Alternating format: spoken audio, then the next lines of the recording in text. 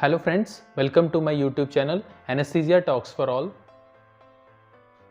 दोस्तों, हमारे शरीर में जब पेशाब बनता है वो गुर्दे में बनता है।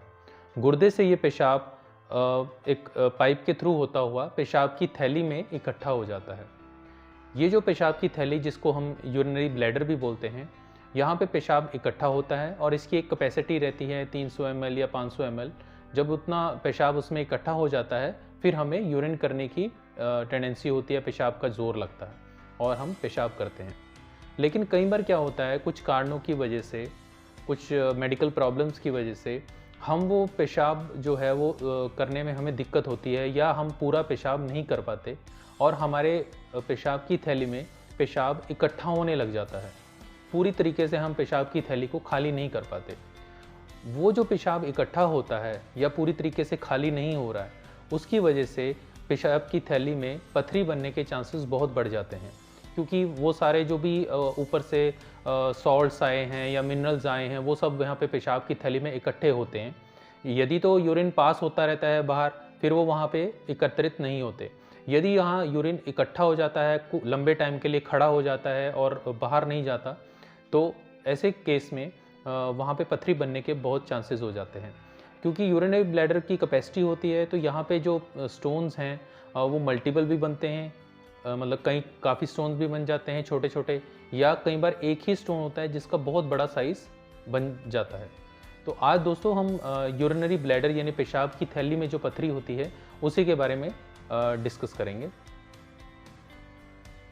दोस्तों, जैसा कि आप पिक्चर में देख पा रहे हैं, इसमें किडनी है यानी गुर्दा है, उसमें भी पथरी है, और नीचे जो है वो सबसे नीचे जो पेशाब की थैली होती है, गुर्दे और पेशाब की थैली को कनेक्ट करने के लिए एक पाइप होती है जिसको हम यूरेटर बोलते हैं। इस पूरे सिस्टम में इसको KUB सिस्टम बोलते हैं, किडनी, यूरेटर और ब्लैडर। ये KUB सिस्टम होता है। इसमें कहीं पे भी पथरी इकट्ठी हो सकती है। किडनी में भी बड़ी पथरियाँ हो सकती हैं, यूरेटर में भी बड़ी पथरी हो सकती है, लेकिन जो ये सारी पथरियाँ अगर पास होकर ब्लैडर में भी आ सकती हैं यानी पेशाब की थैली में भी आ सकती हैं, और उसका साइज़ काफ़ी बढ़ जाता है।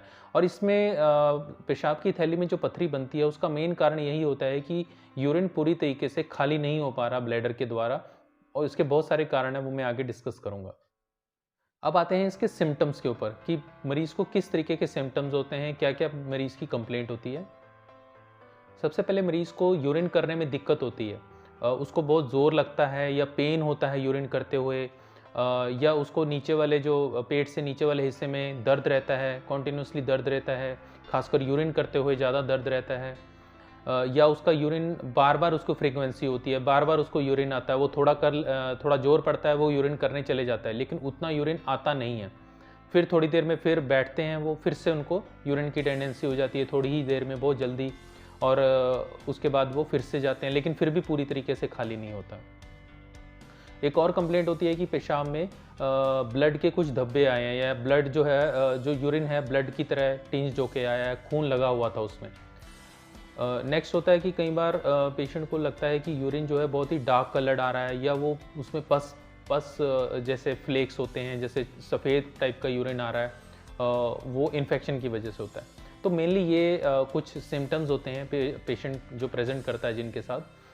अब हम जान लेते हैं इसके कारण क्या क्या हैं, जो पेशाब की थैली में पथरी होने के क्या क्या कारण हो सकते हैं। कोई भी मेडिकल प्रॉब्लम, कोई भी दिक्कत जिसकी वजह से ब्लैडर में जो यूरिन है वो इकट्ठा होने लग जाए, यानी वो खाली ना हो पाए, वो उसकी वजह से स्टोन बनने के चांसेस बढ़ जाते हैं। फॉर एग्जांपल, जैसे आपने देखा होगा जिन पेशेंट्स को स्ट्रोक की प्रॉब्लम हो जाती है, यानी अधरंग की प्रॉब्लम हो जाती है, या वो बेड रिडन हो जाते हैं, पैरालिसिस जिनको हो जाता है, तो वो उनका यूरिन का जो कंट्रोल है वो चला जाता है, तो वो सही तरीके से यूरिन नहीं कर पाते, उनके ब्लैडर में यूरिन इकट्ठा होने लग जाता है, उनकी मूवमेंट भी ज़्यादा नहीं होती, तो उनमें भी बहुत टेंडेंसी रहती है यूरिन स्टोन, जो यूरिनरी ब्लैडर के स्टोन बनने के। नेक्स्ट है कई बार जिनके स्पाइन की इंजरी हो जाती है, जिनको सेंसेशन चली जाती है, खासकर लंबर स्पाइन की इंजरी हो जाती है, एक्सीडेंट हो जाता है, तो उनके भी टेंडेंसी रहती है स्टोन बनने की।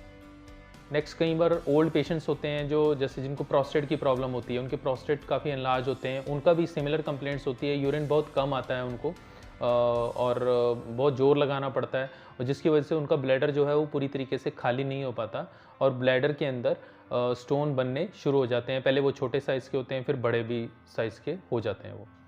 या कई बार क्या होता है कि इन्फेक्शन होने लगती है। कई बार जिनको बार बार पेशाब की पाइप डली होती है, लंबे टाइम के लिए डली होती है, तो उनके पेशाब की थैली में रेगुलरली उसमें इन्फेक्शन होती रहती है, जिसकी वजह से भी स्टोन बनने के चांसेस बहुत बढ़ जाते हैं। फीमेल्स में अक्सर कई बार प्रॉब्लम होती है लेडीज़ में, जो जैसे बच्चादानी है जो वो बाहर आ जाता है, जिसको प्रोलैप्स यूट्रस बोलते हैं। उसके साथ साथ जो पेशाब की थैली है वो भी बॉडी से बाहर आ जाती है। उसमें भी कई बार क्या है कि यूरिन रिटेन होने लग जाता है और यूरिन का फ्लो जो है वो पूरी तरीके से नहीं आ पाता और रिटेंशन की वजह से, यूरिन रिटेंशन की वजह से उसमें पेशाब की थैली में स्टोन बनने की चांसेस जो हैं वो बहुत ज़्यादा बढ़ जाते हैं। तो ये हमने कुछ कारण देखे। इनका मेन वही है हर मेडिकल प्रॉब्लम का, जिसकी वजह से यूरिन जो अगर रिटेन हो रहा है ब्लैडर में तो उसकी वजह से स्टोन बनने के चांसेस बहुत ज़्यादा बढ़ जाते हैं। अब आते हैं हम इसके टेस्ट और डायग्नोसिस कि हम इसका टेस्ट कैसे करें, इसका डायग्नोसिस कैसे बनाएं कि हमें ब्लैडर स्टोन है।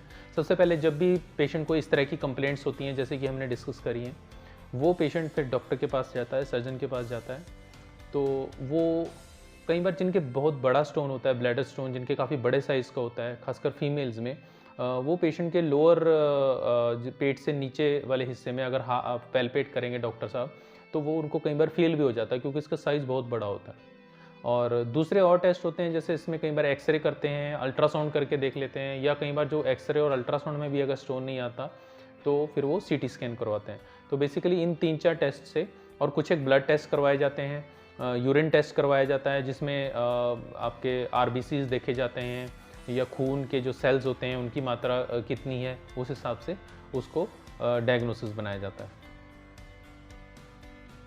नेक्स्ट है इसका ट्रीटमेंट एस्पेक्ट। देखिए ट्रीटमेंट में इससे कोई इसमें घबराने की कोई बात नहीं है। यदि किसी को ब्लैडर स्टोन हो गया तो उससे आपने पैनिक नहीं करना है। इसमें 2-3 मॉडलिटीज़ हैं, मैं आपको बताता हूँ।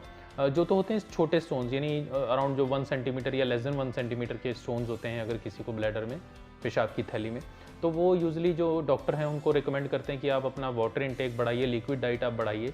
उसी से वो कोशिश है कि वो वॉश आउट हो जाएंगे। कुछ टाइम के लिए ट्राई करते हैं, कोशिश करते हैं 2-3 महीने के लिए कि भाई आप अपना वाटर इनटेक बढ़ाएं और उसी से वो वॉश आउट हो जाएं।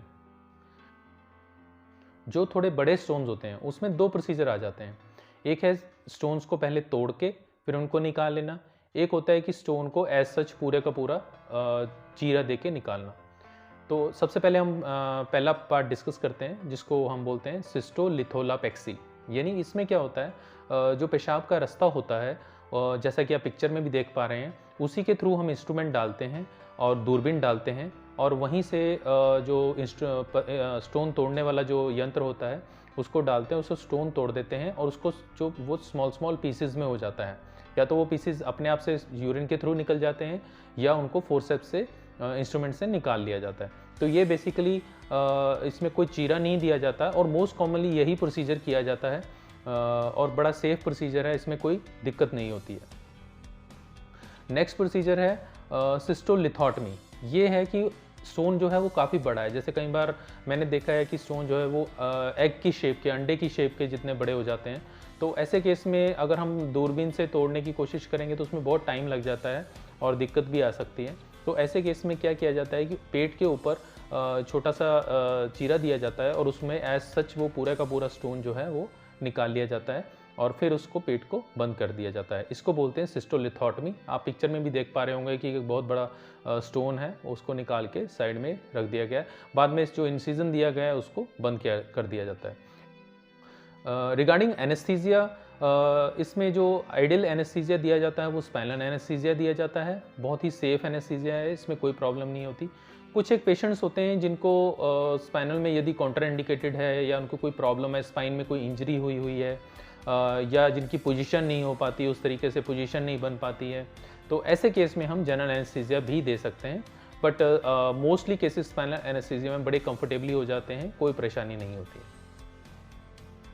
कुछ एक बड़ी रेयर कॉम्प्लिकेशंस हो सकती हैं इन प्रोसीजर्स की। जैसे कई बार अगर आप जब दूरबीन से उसको स्टोन को ब्रेक कर रहे हैं तो कई बार ब्लैडर इंजरी हो जाती है। या कई बार जैसे अगर ऊपर से सिस्टोलिथोटमी की है और बड़ा स्टोन ऊपर से निकाला है तो कई बार यूरिन जो है वो ऊपर से भी थोड़ा लीक होने लग जाता है, क्योंकि वो अभी पूरा ज़ख्म जो है वो हील नहीं हुआ होता। और कई बार क्या होता है कि जब ऑपरेशन के बाद भी हम वो पेशाब की नाली रखते हैं तो उसकी वजह से भी इन्फेक्शन बढ़ने के चांसेस हो जाते हैं। लेकिन वो उनको उस तरीके से हैंडल किया जाता है, एंटीबायोटिक्स वगैरह थोड़े हायर एंटीबायोटिक्स दे दिए जाते हैं और वो मैनेज हो जाते हैं। तो ये था हमारा कुछ ब्रीफ डिस्कशन रिगार्डिंग जो पेशाब की थैली में स्टोन्स होते हैं। और मैं एक चीज़ और आपको इसमें ऐड करना चाहूँगा कि पेशाब की थैली के जो स्टोन्स होते हैं, पथरियाँ होती हैं, उनको हम कई बार नेगलेक्ट करते हैं और उनका हम ऑपरेशन या जो भी ट्रीटमेंट है वो हम नहीं करवाते, उसको डिले करते हैं। मैं आपको उस चीज़ में एक और इन्फॉर्मेशन दे दूँ कि जो हमारे गुर्दे में पथरी होती है, जो गुर्दे में पथरी है वो हमारे उस पर्टिकुलर गुर्दे में जिसमें वो प्रेजेंट है उसको अफेक्ट कर रही है। अगर वो राइट में है तो वो राइट में इफेक्ट कर रही है, अगर वो लेफ्ट में है तो लेफ्ट साइड में इफेक्ट कर रही है। लेकिन जो ब्लैडर में पथरी है, यानी जो पेशाब की थैली में पथरी है, वो पथरी दोनों साइड के जो गुर्दे हैं उनको इफेक्ट करेगी। क्योंकि जैसे अब अगर आप समझें कि ब्लैडर में अगर पथरी है तो वो यूरिन आगे नहीं जा पा रहा, तो वो बैक प्रेशर की वजह से दोनों किडनीज पे बैक प्रेशर जाएगा उसका, एक किडनी पे नहीं जाएगा। जो किडनी में पथरी होती है वो केवल उसी किडनी को डैमेज करती है, दूसरी किडनी अपना रूटीन काम करती रहती है। लेकिन जो ब्लैडर में पथरी है उसकी वजह से आपकी दोनों किडनीज़ का नुकसान होगा, दोनों किडनीज़ डैमेज हो जाएंगी और कुछ टाइम ऐसा आएगा कि उसके जो फंक्शन है दोनों किडनीज़ के काफ़ी ख़राब हो जाएंगे। फिर वो काफ़ी सीरियस इशू हो जाता है, फिर डायलिसिस करना पड़ता है। तो इसलिए हमें जो ब्लैडर स्टोन्स हैं इसको बिल्कुल भी नज़रअंदाज नहीं करना चाहिए और इसका हमें treatment as soon as possible लेना चाहिए।